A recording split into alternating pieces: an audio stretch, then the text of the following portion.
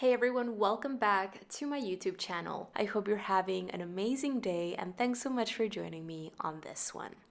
Today I'm going to be sharing a tutorial on 6 different super fun techniques that you can use to create the illusion of falling snow. All of these lead to very different results at the end, and it's nice to be able to just have different tools and techniques up your sleeve for different kinds of paintings in which you might be looking for more subtle effects or just different types of ways of bringing in the illusion of falling snow. These techniques are awesome to practice for anyone just getting started with watercolor because they're going to help expand your horizons and again provide you tools to be able to use for your paintings. And many of these techniques can be used for other types of paintings in which you're trying to create specific textures as well. They don't even have to be snow winter scenes or anything like that. You can get ideas to use for other types of paintings as well. Now, I do want to mention before moving forward, if you're interested in learning how to paint a full snow scene, you want to know how I would approach painting snow on the ground, that kind of thing, I'm going to make sure to leave a link to a full tutorial on a snow scene down below in the text section of this post in case you'd like to go and check that out. The 6 different techniques that I'm going to be sharing with you today are splattering using water, splattering using white gouache, using masking fluid, which also entails doing some splattering, sprinkling in salt, using a form of wax resist using a white Prismacolor pencil, and finally doing some lifting with either a Q-tip or a regular rolled up kitchen paper towel. I'm going to be sharing lots of tips and tricks that are going to help you succeed with these techniques and modify them slightly if you want them more intense or less intense. And with all that said, let's go ahead and jump straight in. So I'm going to get started with the very first technique, which is going to be doing the splattering with water. Now, what you're seeing me do right here is I am doing a pre-wetting using clean water and my 1-inch flat brush all over this little rectangle of watercolor paper. You can totally decide if you want to create that initial wash of color on dry paper or if you want to do pre-wetting like I am doing right here. It doesn't really matter, you can use both. I just really enjoy pre-wetting my paper and creating that wash on wet paper as opposed to going in on dry paper, which sometimes leads to edges and undesired textures. You just generally have to work a lot faster when you're painting on dry paper because the paint starts drying immediately when you place it on paper.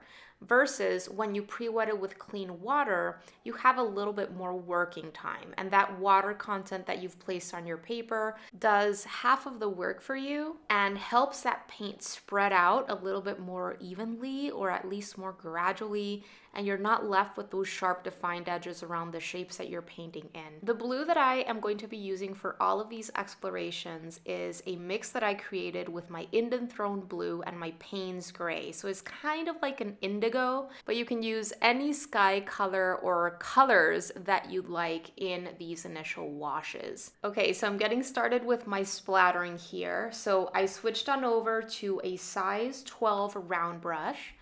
And what I am doing right here, while that initial blue wash of color is still wet, I dipped my round brush into my container of water a couple of times. I removed the excess water. And then what I am doing right here with just a small amount of water in my paintbrush bristles is I am using my index finger to flick those bristles on my paper. So what is happening is that those drops of water are getting splattered on that wet paint. They are disturbing that drying process that the paint is going through and kind of pushing that paint outwards, creating these little splotches, these blooms, and revealing more of that whiteness of that paper underneath the paint. Just like with all of the other techniques that I'm going to be sharing with you today, if you want to add in more of a subtle illusion of falling snow, then add in a less amount of splattering.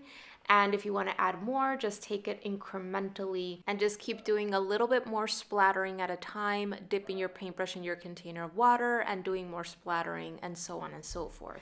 Now, throughout this process, you've probably noticed that I brought out a scrap piece of watercolor paper that I had on hand and did a little bit of fanning in between my splattering. And this is because I was trying to speed up that drying process of that wash of color just a little bit before I did more splattering. And this is because my paint was so wet, probably because I did that pre-wetting initially, otherwise it would have dried a lot more quickly. But it was so wet that when I was doing my splattering, I could see it initially, but then that paint was still moving so much and expanding out that those little blooms, they disappeared essentially because the paint was so wet that it was still expanding out and moving so much.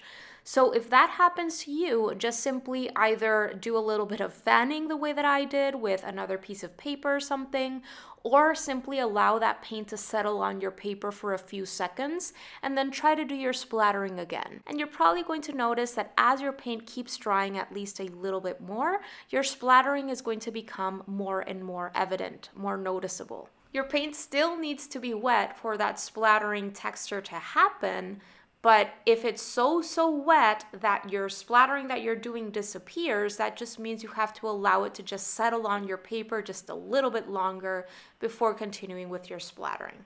All right, moving on to technique number 2, and this is going to be doing splattering using white gouache.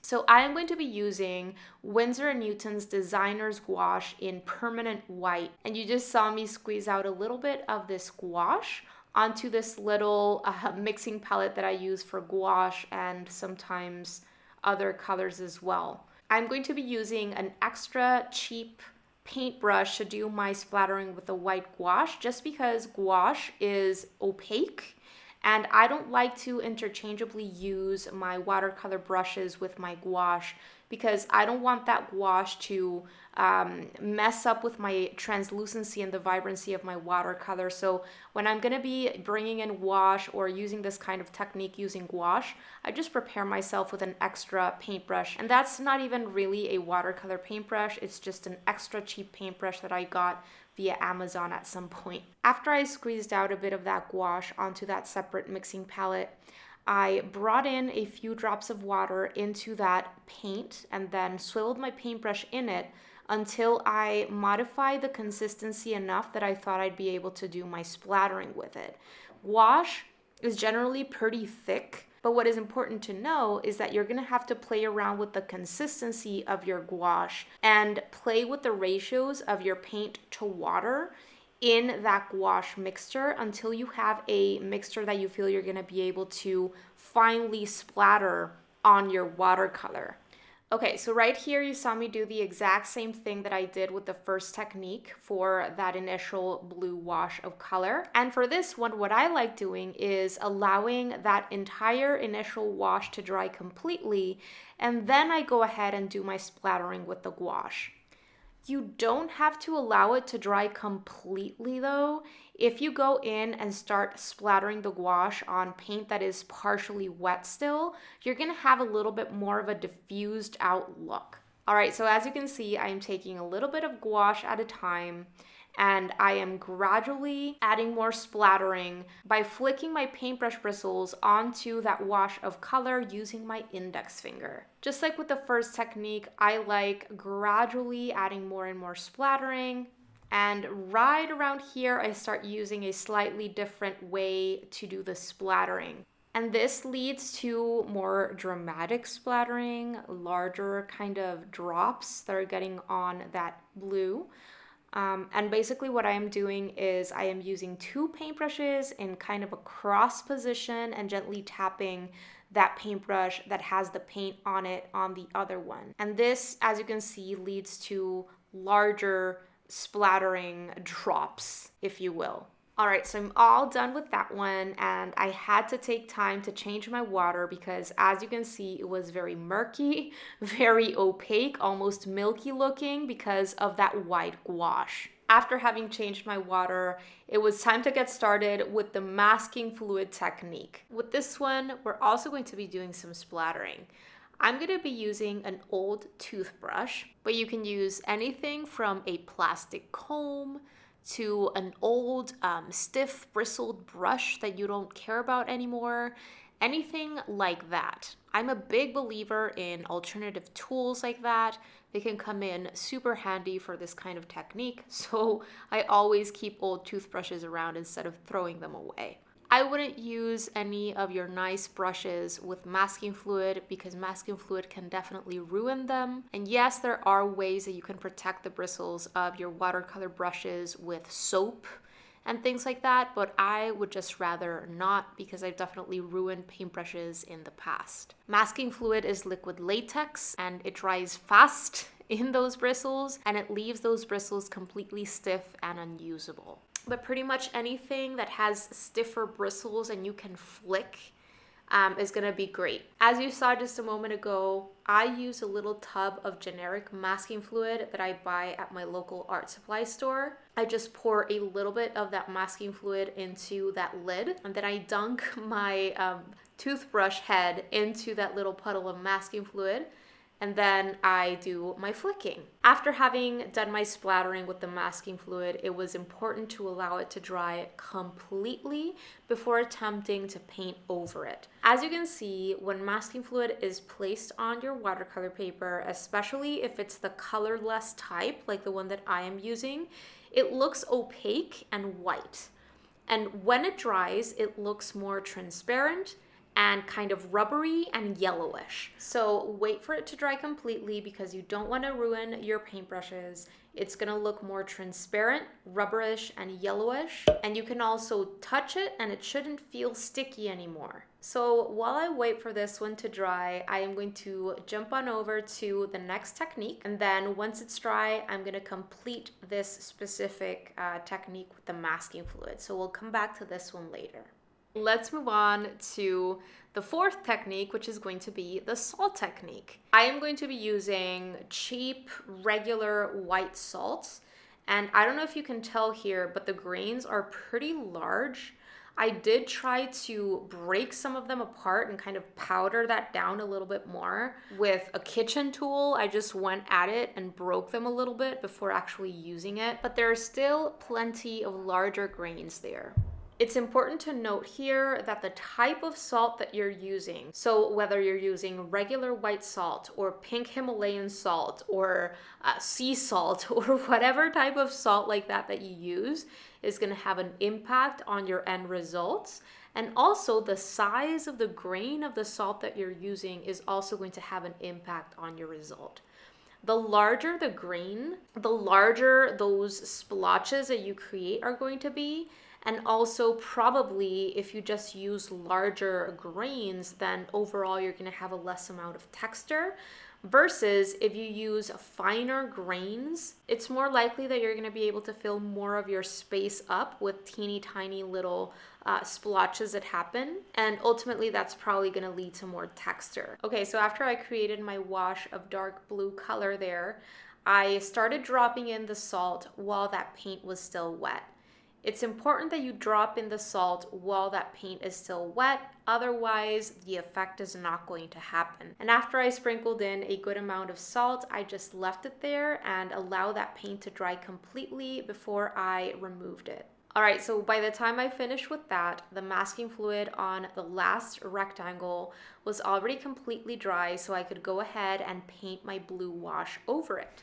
Just like with all of the previous blue washes, it's totally up to you if you want to go ahead and start painting in on dry paper, or if you want to do what I just did right here and do pre-wetting once again with clean water before starting to add in my color. As you can see, you can now see the specks or the splattering of masking fluid shapes right there through that blue paint.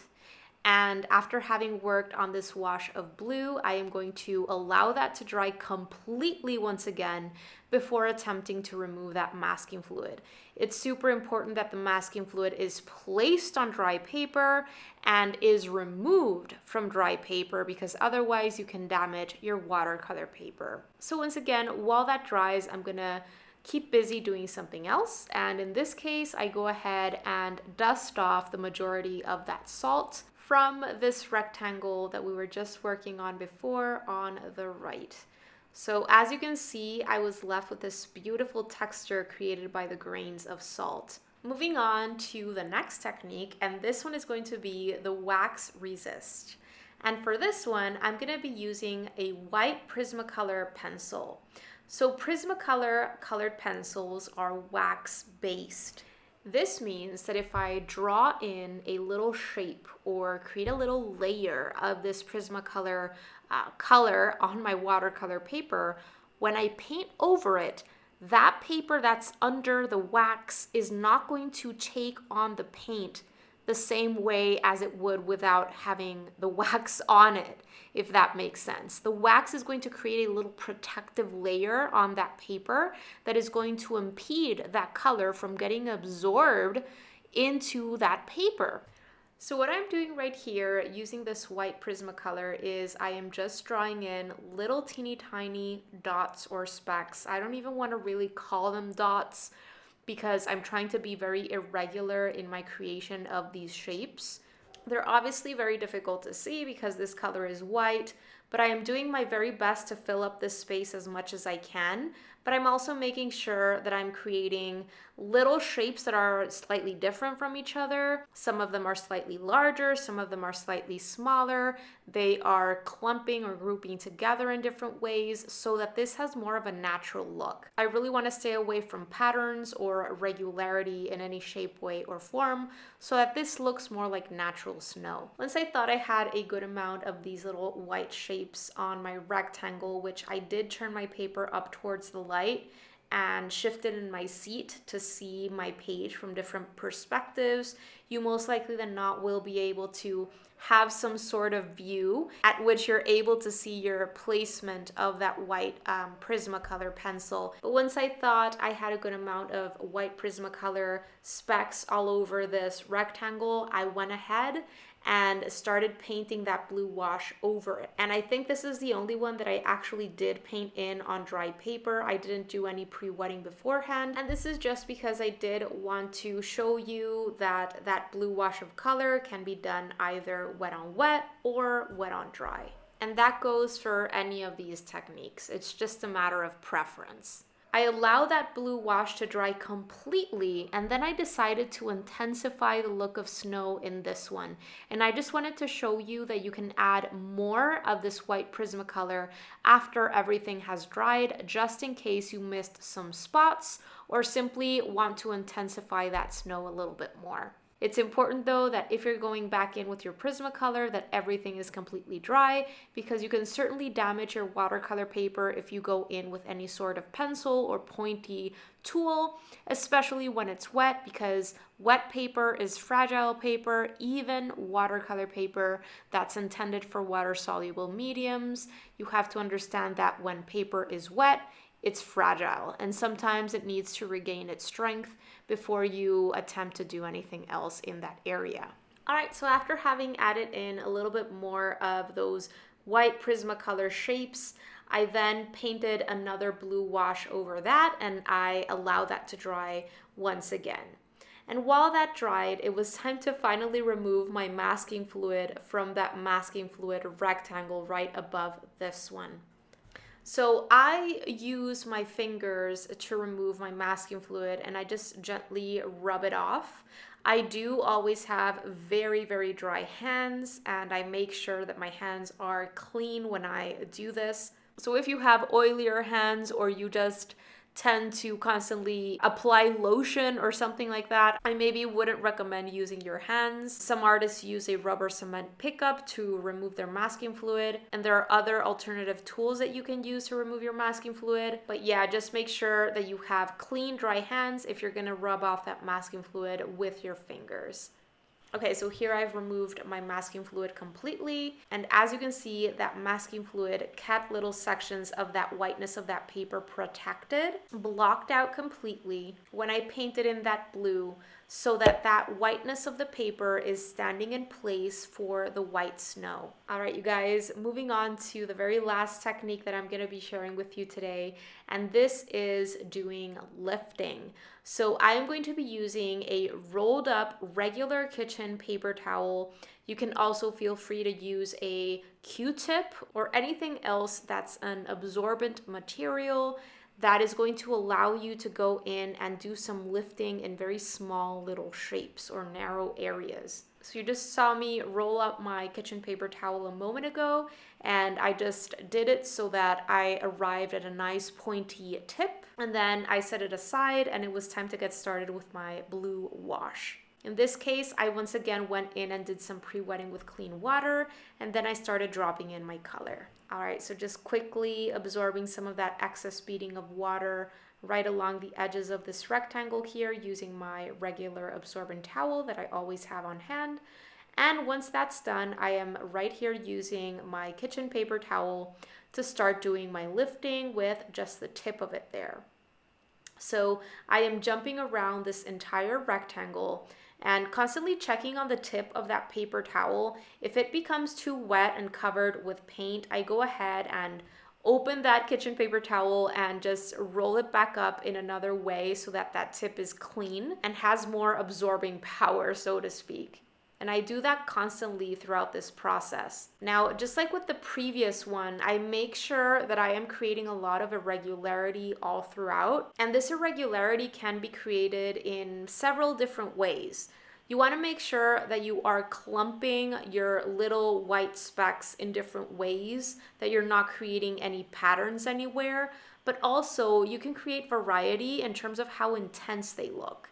So the more you press down your paper towel or whatever absorbing tool it is that you're using onto your paper, the more paint you're going to absorb. And the less you press it down, the less paint you're going to absorb. Also, you can modify the tip of your paper towel so that it's slightly larger and sometimes finer, and that is also going to lead to a different size. So a larger variety of sizes, of intensities, a variety in ways that you are grouping these white shapes together. All of that is going to make your snow look more natural. I do want to mention here that if you do your lifting of some of these shapes and all of a sudden they disappear, it's probably because your paint is still very, very wet. Just like with the first technique that I shared with you, if your paint is super wet, there's still a lot of expanding and movement that is being done as your paint keeps spreading on your paper.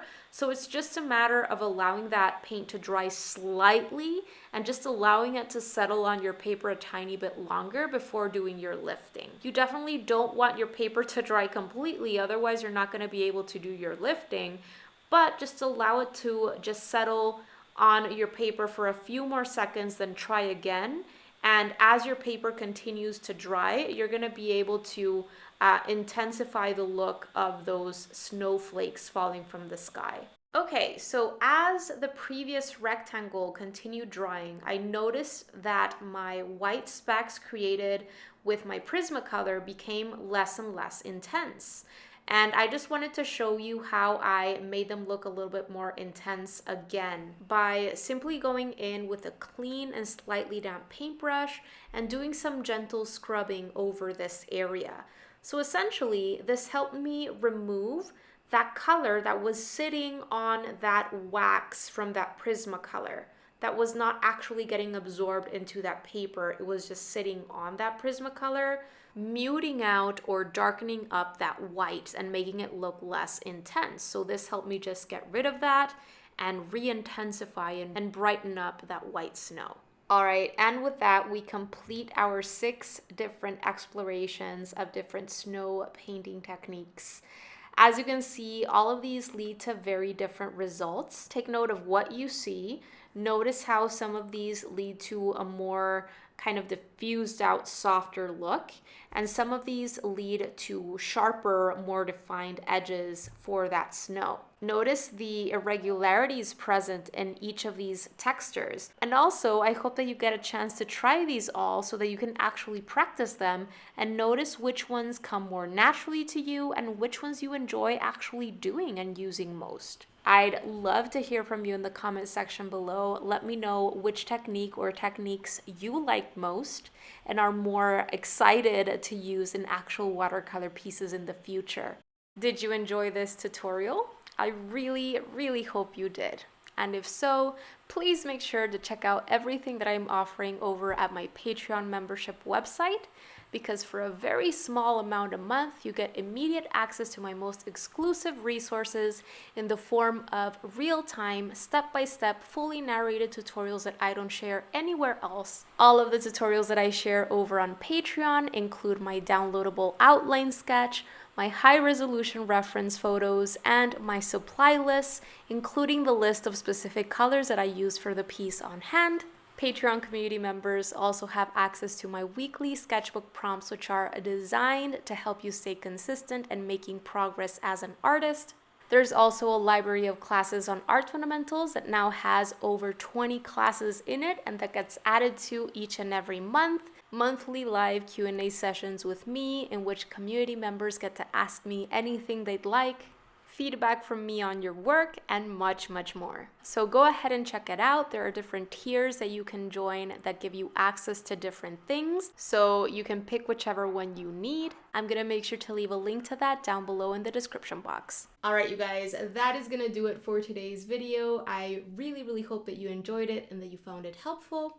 And if you did, pretty please make sure to give this video a thumbs up, because it really helps support the work that I am doing here on YouTube and helps others get to know about my channel. Thank you so much for watching today. Don't forget to subscribe and click on that little bell so that you can be notified of when I share my new videos, which happens every single week.